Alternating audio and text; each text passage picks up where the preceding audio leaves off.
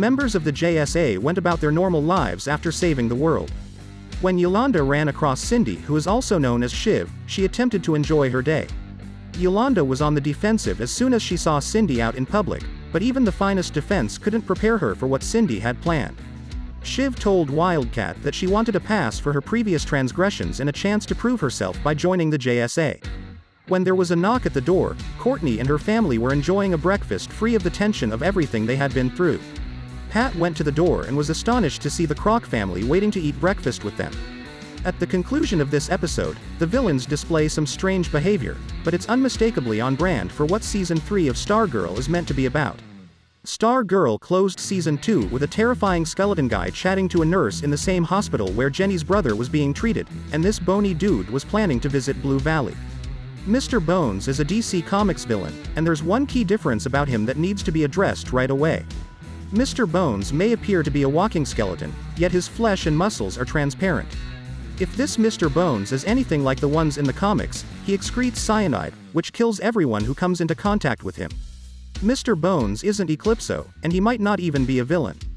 Mr. Bones started out as a villain in DC Comics, but he subsequently changed his ways and became the DEO's director. The climactic struggle against Eclipso occupies the majority of Chapter 13. The demon discloses his grand plan: to take over Courtney's body, combine her light and darkness powers, join Shadowland and Earth, swallow all of mankind, and construct himself as a deity. Eclipso tortures her allies with their deepest fears in order to shatter the cheery superheroine's spirit. Yolanda is pitted against a snide Ted Grant, Cindy is pitted against her younger self, Pat is pitted against a crueler version of himself, and Beth watches in horror as one of Eclipso's visions manipulates her parents' emotions. Courtney ultimately acknowledges she despises Eclipso and grants the demon the opportunity to control her when Pat is physically tormented in front of her. One of the most surprising decisions in this finale is to center the ultimate struggle for Courtney's soul on Sylvester Pemberton, who eventually finished up in that Nevada restaurant and arrived in Blue Valley just in time for the fireworks show. Courtney and Sylvester bonded as the Cosmic Staff's two most trusted members. In a breathtakingly spectacular moment when they're flying above the town square, Sylvester is able to see Courtney's inherent kindness.